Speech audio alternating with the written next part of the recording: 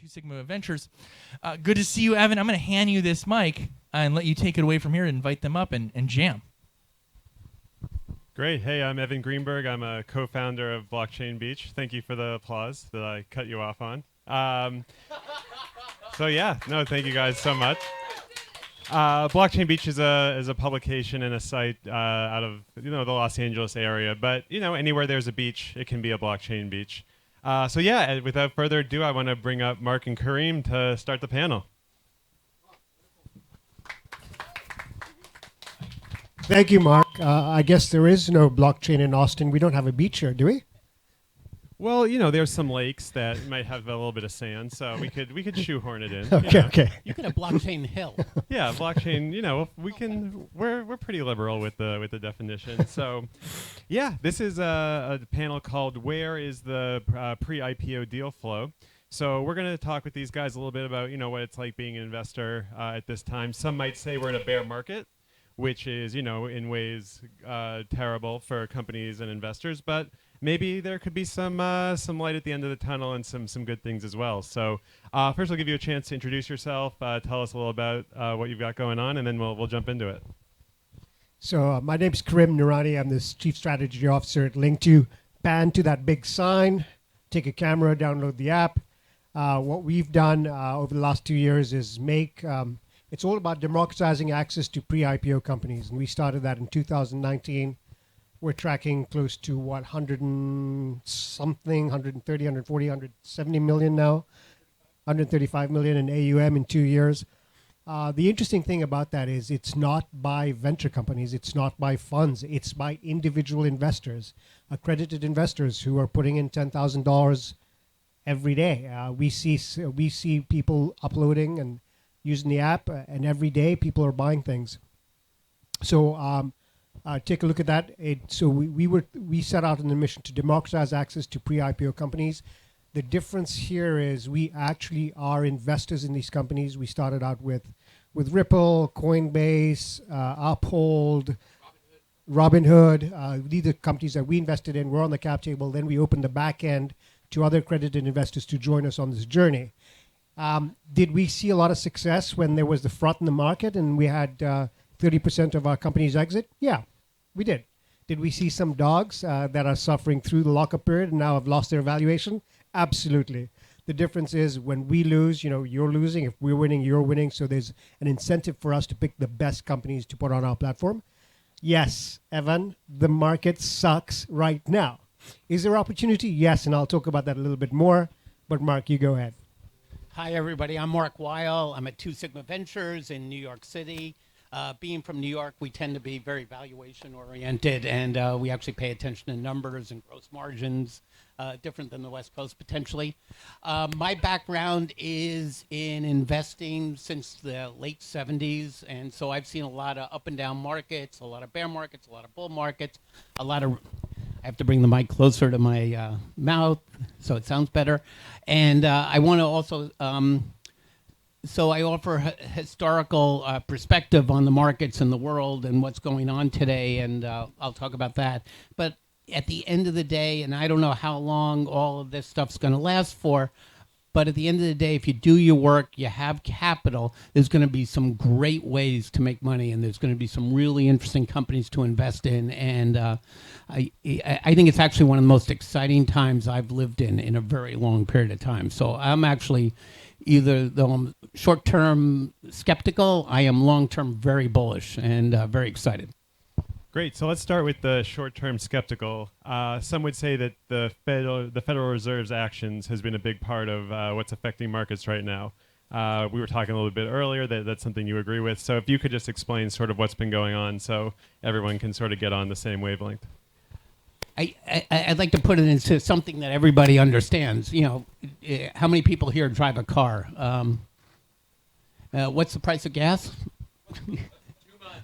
Yeah, right. The price of gas has gone from $2.50 to $5, and I live in New York City. It took me almost 2 hours to get to JFK yesterday. So I'm guessing the price of gas has to go a lot higher before people stop driving cars. So because it was out of control yesterday. So the price of gas, the price of housing, the price of everything is going up. And that's actually not a good thing. That creates problems for the middle class. That creates problems for a lot of people. They can't afford things. So what the Fed tries to do is set an inflation target of 2%. Right now, our inflation, depending on how you measure it, is around 8%, 7%, 9%, something, way above 2%. So what the Fed can do is cut demand. And they cut demand by continuously raising interest rates. And right now, we're at the very beginning of that process. And so you're starting to see, Fed funds, which is a short-term rate going from 70, up to 75 to 100 basis points, that could go to 3 or 4% over the next year. Great. And so, like we said, that's affecting the short term, but you were saying that there's a light at the end of the tunnel, and especially what you're seeing with your companies. What's it like being an investor, especially at the early stage at this point? Yeah, as long as that light's not a onrushing train in the tunnel that you're going towards, it's okay, right? So what baffles me is the following thing. The Fed started working on these rates last quarter, right? And the reaction time was immediate. The company's valuations collapsed and are collapsing. But in reality, we need to go back mid of the year before and look at when companies, when investors started exiting the market. These are informed investors who are seeing the market, and they started selling prior to us even realizing there was a problem, prior to the fact that the Fed started raising rates. Well, a lot of our individual investors were left holding that bag. And then you've got the automatic short stops and selling in that environment, and then everything collapses.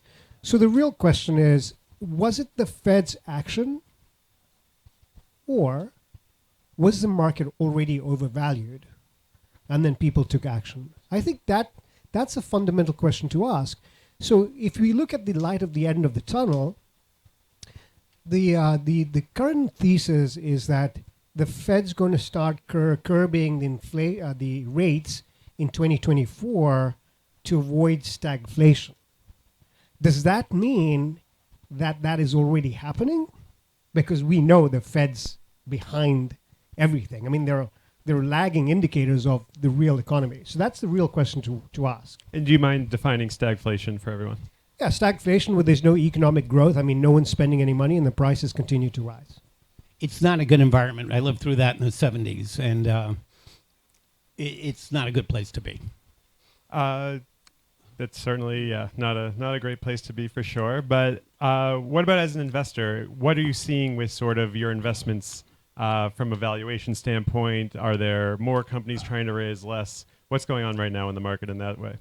I would think, I agree. When we were looking at companies last year, you were seeing companies, I don't know what Snowflake went out at, but, at 100 times revenues, really great companies, but they were trading at 100 times revenues. And that is just, I've never seen valuations like that in my life. So the question is, what are the right valuations? And, I could go into a whole bunch of math and all this other stuff, but, at zero interest rates, that tends to lead to higher valuations on sales and sort of funny things happening. I think now with interest rates rising, the valuations are going to come down. I think right now, though, we're like, I don't know if anybody's owned a house, but what happens is when you buy a house or you want to buy a house for, let's say, $500,000 and the market is coming down, right now the seller of the house thinks the house is worth $500 and you think the house is worth $400. So the house doesn't trade. And it's hard to tell what the right valuation is initially because there isn't a trade. And I think that's what is going on really in the private markets right now is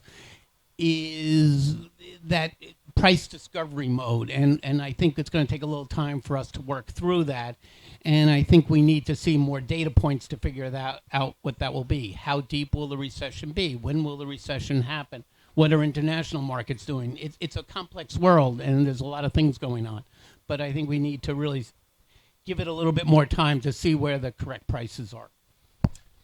So the reality that exists today is like Marc was saying, there was a lot of money chasing Me Too companies, and they were valuing them at 100x, 200x IRRs. and that's what they were being paid. So you've suddenly got a company being valued at, $4 billion when their real revenue was actually negative. They were spending more money than they were making per user. So the reality of the fact is, what's happening today is all these companies are looking at their investment portfolios and saying those valuations don't make sense because you're not making any money. So we'll see and have seen the valuations of all of these companies that were unicorn companies, even recent unicorn companies, depreciate by at least 40 to 60%. But that's also determined in the sector that is involved. So is it a Me Too company that had, hey, chase the market, see what you can get, spend money to acquire customers? Is it a blockchain company that is creating real value globally? And we've got to think about this, not locally, globally, and who are the players and the customers in that market. So we have to pay attention to that. Yeah, so I guess I would ask, have you made any investments recently since, all these facts have come into play, and why did you make those investments under these circumstances? Well, actually, we evaluate investments every day, or investment opportunities. And the real question, eventually someone's going to ask me, says, well, you're a pre-IPO, it's pre-IPO unicorn checking unicorn companies, and how does that play in your business model? Because the unicorn market sucks right now, right?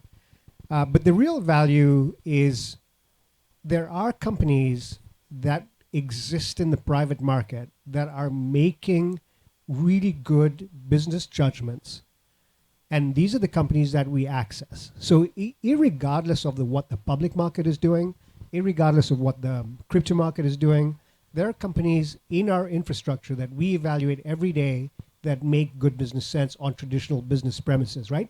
And it doesn't matter whether the IPO market comes back tomorrow, 18 months, or 24 months today. Actually, we don't care, because what happens is, within the secondary market, within our private environment, you'll be able to trade on our platform and still find liquidity in this very illiquid market. So yeah, we're making investments every day. I'd like to just add a little bit to that and I think what you're talking about is, there are companies out there with great management teams, and the teams really know what they're doing. They're building products that people really care about. They're having sales. They are, able to acquire customers at reasonable prices. They will have good gross margins. They will actually be able to make money. And, I think that's something maybe the world forgot a little bit. I saw that in '99 with this term called eyeballs. It turned out that was not a great way to invest, was eyeballs. But now, I think it's going to be really interesting to find the really great management teams, the really interesting companies with real products that people care about that can actually make money. And you'll see earnings, cash flow, and companies that are really, really, really spectacular come out of this. Can I add to that? Just a little bit. So if you look at some of the companies around you, look at Zengo, look at Vol 12, look at some of the other companies that are going to be presenting here today, they're not sitting back and saying, hey, a market doesn't exist. What we have to remember is a lot of the companies that exist today are built on technologies that are a little bit dated, right? And the customers that they have are real customers and not really communities that some of the new companies are building on. And these are lifetime or longer time assets to them. So it's just not the technology, but it's the community that they surround themselves with. And as long as you don't get bent on a name, you start to have to evaluate companies that are actually making a difference in the global economy today. Yeah, so being that we're in Austin for, more or less a crypto conference, what are the areas of, crypto, blockchain, Web3 that you're most excited about investing in? Is it NFTs? Is it infrastructure? Is it Bitcoin? Where's your head at right now in that regard? Right now, I find the whole space a little overwhelming right now. There's just so many companies, so many smart people building so many different things. It's really hard to figure it out. I would actually put money into a fund because I couldn't figure it out. I had somebody else do the work for me. So Marc, just go down to link2.com, look link2.com, load down the app. No. But what I want to say, what I think is super interesting here is Web3. I like the idea of eliminating middlemen or middle people. I like the idea of building trusted communities and social currencies and really enable people to build their own worlds together. So I'm looking for the right use case on that, and but I think it could be super interesting. So as a company, we don't invest in coins or crypto as such. We invest in their the underlying technology and companies. So for example, XRP is not a company. We don't trade in XRP, but we invest in Ripple. So we don't. There are companies like that we do as infrastructure companies if we believe what they're doing is necessary. There is, and anyone investing in crypto has to be very cognizant of why they're investing and what they hope to achieve and what they think that cryptocurrency is going to do. And Can I just say, one more thing. Yeah, I just want to reiterate. I think the space is. I just want to say this again. I'm still trying to figure out the space and still trying to understand it. And I think we have time to figure out where these companies are going to be and where the opportunities are. yeah, so I'd say the newest sort of hot part of the space is the Metaverse and NFTs. How much have you guys looked into that? And even just from a personal perspective, how interesting do you find it all? My son-in-law is coding for it, so that's one good thing. I did buy an Oculus Quest, so I do a meditation app in the Metaverse. So I do that. I've done that, and so I'm playing around in the Metaverse, trying to understand what's going on. So we have something called LinkToLearn. So LinkToLearn. And that's a monthly, we have 2 events every month that teaches or educates us on various trends. And we started talking about the Metaverse a year and a half ago. Now, unfortunately, it's taken me even longer than that to even understand this. I can say this, when Facebook changed to Meta and they said, hey, we're going to be profitable on the Metaverse in 2025, or was it 2024? That's 4 years from today. I have my doubts that that's going to happen. If anything, it'll be close to the end of the decade, right? 2029 and 2030. The Metaverse is complicated, and how to generate revenue is even more complicated, and getting people to adopt it is difficult. But I think it's coming and will have utility in certain cases that are really good. Great. And final question, what are your predictions on when we get back to, good times? How do you define good times? Back to the bull market, as they say.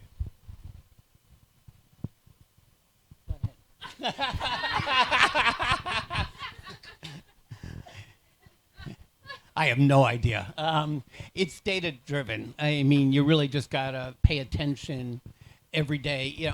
I read a book called Super Forecasting, which is a method of sort of being flexible and taking in new data every single day, and every time there's a new data point, and then moving your belief system according to the more information you would get. So I completely avoided that question. I actually didn't realize we're in a bad time. Are we in a bad time? I don't think yet. I still think it's pretty good. We're all here. Yep. We're all healthy, happy. We're not suffering. I mean, yeah, your portfolio is down, but we're here. We're all in good times. The question is, where's your money? Right? Is your money in the right place, doing the right thing? And if it's not, yeah, you got a little bit of a heartache in your bank account. But if you determine what your investment thesis is and you're sticking to that pattern, then you're probably got some cash on the sidelines making investments today. So no, we're not in a bad time. Great. And what's the best way for people to follow up with you or check you out online? I have a LinkedIn. I would go to linktoo.com. Ray and Darren are here. They're a community. We're social managers, so we've got everything upline. It is the Twitter, the Facebook, the LinkedIn.